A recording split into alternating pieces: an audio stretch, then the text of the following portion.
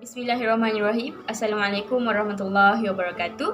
Jadi hari ini kami akan berkongsi serba sedikit tentang di manakah kedudukan Al-Quran di zaman moden. Jadi kita semua perlu tahu bahawa Al-Quran tidak hanya mengandungi pokok-pokok ajaran agama Islam yang meliputi akidah, syariah dan akhlak yang mengatur hubungan Tuhan dengan manusia, hubungan manusia sesama manusia dan juga lingkungannya.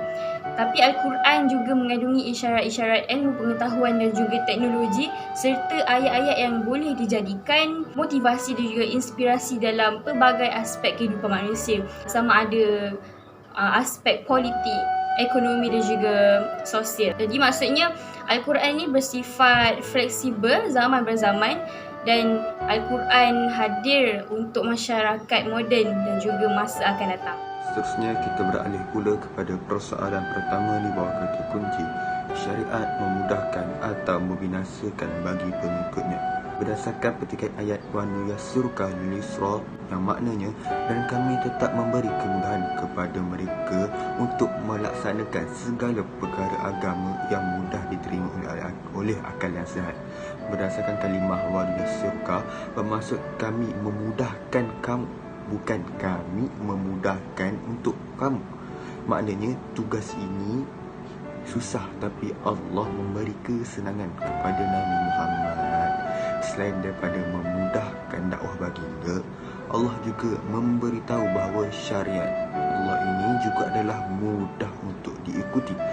Syariat agama Allah tidak macam agama lain seperti agama Kristian yang mana paderi mereka tidak boleh berkahwin untuk selama-lamanya.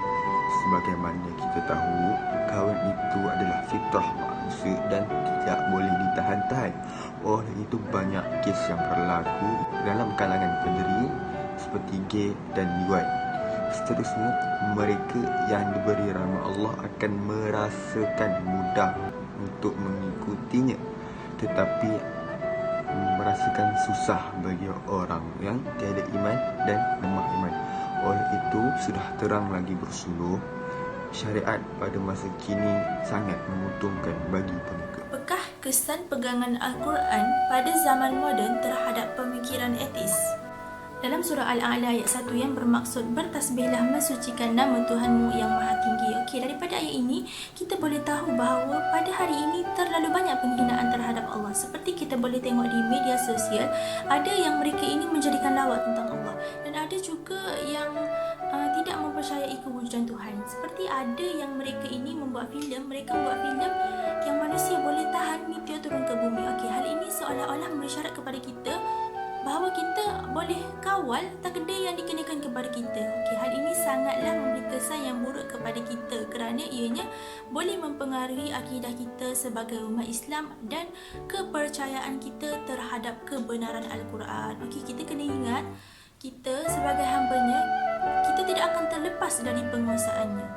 Selepas Allah cipta kita, hubungan kita dengan dia ini tidak akan putus. Lainlah macam contoh, kita ambil contoh pembuat meja. Okey, selepas dia buat meja tu, hubungan dia dengan meja itu sudah tidak lagi. Kerana apa? Kerana mungkin meja itu telah dibeli orang atau dia pun tak tahu ke mana meja itu pergi. Okey, tetapi Allah jadikan kita selalu berada di bawah naungannya. Okey, apabila kita terima Allah sebagai Tuhan kita, pencipta kita, maka janganlah kita mempersoal apa yang dilakukan kepada kita. Kita kena terima apa yang dilakukan kepada kita, dan inilah yang tidak dapat diterima oleh mereka yang etis, iaitu mereka yang tidak dapat mempercayai kewujudan Tuhan. Bagaimanakah Al-Quran dapat menyelesaikan masalah yang dihadapi oleh umat Islam sekarang? Dengan cara kita merujuk Al-Quran, Al-Quran itu haruslah kita jadikan sebagai panduan hidup kita, khususnya mereka yang bergelar umat Islam. Masalah umat Islam itu seperti mencuri, merompak, bersyirik dan melakukan zina. Daripada surah Al-A'la ayat 9, fazakir in nafa'ati zikra, yang bermaksud oleh itu berilah peringatan kepada umat manusia dengan ajaran Al-Quran. Kalau peringatan itu berguna dan sudah tentu berguna. Surah ini terdapat 2 arahan kepada Nabi. Yang pertama ialah membesarkan nama Allah dan yang kedua ialah memberi peringatan kepada umat manusia. Maka kita pun kenalah bagi peringatan kepada orang lain juga, bukan Nabi saja yang memberi peringatan. Sebagai contoh, mengadakan rancangan-rancangan dakwah di televisyen seperti siaran Al-Hijrah yang disampaikan oleh ustaz-ustaz, ulama-ulama yang berpengetahuan luas tentang Islam. Di sini Al-Quran akan dijadikan sebagai rujukan pertama dalam perbahasan tersebut.